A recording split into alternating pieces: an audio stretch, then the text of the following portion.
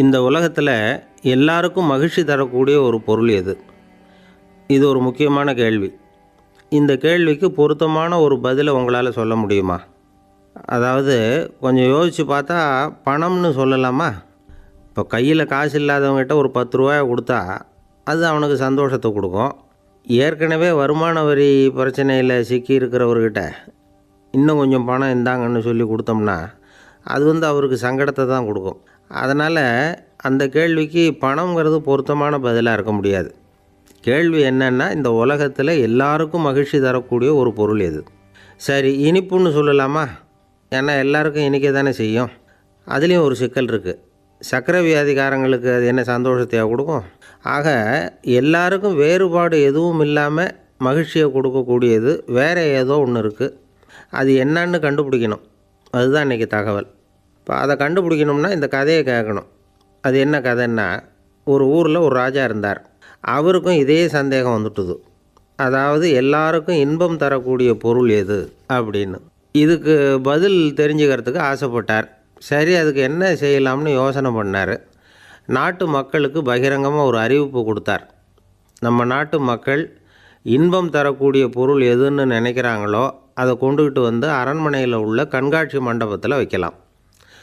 அப்படி அவங்க வைக்கிற பொருள்களில் எது எல்லாருக்கும் இன்பம் தரக்கூடியதாக இருக்குமோ அதை வச்சவருக்கு 1000 பொற்காசுகள் பரிசு அப்படின்னு அறிவிப்பு கொடுத்துட்டார். ஜனங்கள் இந்த அறிவிப்பை கேட்டாங்க. அதுக்கப்புறம் சும்மா இருப்பாங்களா? 1000 பொற்காசுன்னா சும்மாவா? அவங்க கையில் என்னென்ன கிடைச்சதோ அதையெல்லாம் கொண்டாந்து அரண்மனை காட்சி மண்டபத்தில் வச்சுட்டாங்க. அதுக்கப்புறமா ராஜா அங்கே வந்தார். ஒவ்வொன்றா பார்த்துக்கிட்டே வந்தார். முதல்ல ஒரு குயில் இருந்தது, இனிமையாக பாடக்கூடிய குயில். இந்த குயிலோட இன்னிசை எல்லாருக்கும் இன்பம் தரக்கூடியது தான். இருந்தாலும் காது கேட்காதவங்களுக்கு இந்த இசை எப்படி இன்பம் தர முடியும்? அதனால் இது சரியில்லைன்னு விட்டார். அடுத்தபடியாக போனார். அங்கே என்ன வச்சுருக்குறாங்கன்னு பார்த்தா ஒரு அழகான மயில் அங்கே தோகை விரித்து ஆடிக்கிட்டு இருக்குது. இந்த மயிலோட ஆட்டம் மனசுக்கு இன்பம் தரக்கூடியது தான். இருந்தாலும் பார்வை இல்லாதவங்க இந்த ஆட்டத்தை பார்த்து ரசிக்க முடியுமா? முடியாது. அதனால் இதுவும் சரியில்லை அப்படின்னு சொல்லிவிட்டார். அதுக்கு அடுத்தபடியாக போனார். பல வகையான இனிப்பு பண்டங்களை வச்சுருந்தாங்க. பார்த்தார், வயசானவங்களுக்கும் நோயாளிகளுக்கும் இது இன்பம் தராது, துன்பம்தான் கொடுக்கும் அப்படின்னார். இப்படி ஒவ்வொன்றா பார்த்துக்கிட்டே போகிறார். அழகான மலர்கள், கனிகள், ஓவியங்கள் எதுவுமே பொருத்தமாக தெரியல. சகல பேருக்கும் இன்பம் தரக்கூடிய வகையில் எதுவும் இல்லை. கடைசியாக வந்தார். அங்கே ஒரு களிமண் பொம்மை இருந்தது. அது என்ன பொம்மை தெரியுமா? பசியால் வாடி இருக்கிற ஒருத்தருக்கு ஒரு அம்மா இனிமையாக பேசிக்கிட்டு சோறு போடுறது மாதிரி அந்த பொம்மையை செஞ்சுருந்தாங்க. அதுக்கு கீழே அன்பு அப்படின்னு எழுதியிருந்துதான். ராஜா பளிச்சுன்னு ஒரு முடிவுக்கு வந்தார். அந்த பொம்மையை செஞ்ச சிற்பியை வரவழைச்சார், பரிசு கொடுத்தார். அன்பு ஒன்று தான் எல்லாருக்கும் இன்பம் அளிக்கக்கூடிய பொருள்.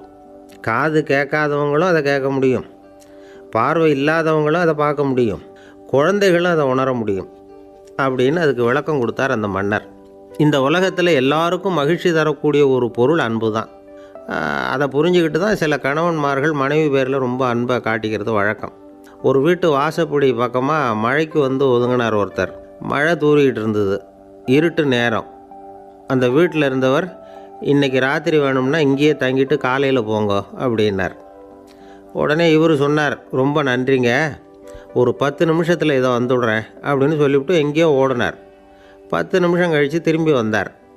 ஆமாம், எங்கே போயிட்டு வந்தீங்கன்னு கேட்டார் வீட்டில் இருந்தவர். நேராக எங்கள் வீட்டுக்கு போய் மனைவிக்கிட்ட இன்றைக்கி ராத்திரி இங்கேயே தங்கிக்கிறேன்னு சொல்லிவிட்டு வந்துவிட்டேன் அப்படின்னார் அவர். அன்பில் இது ஒரு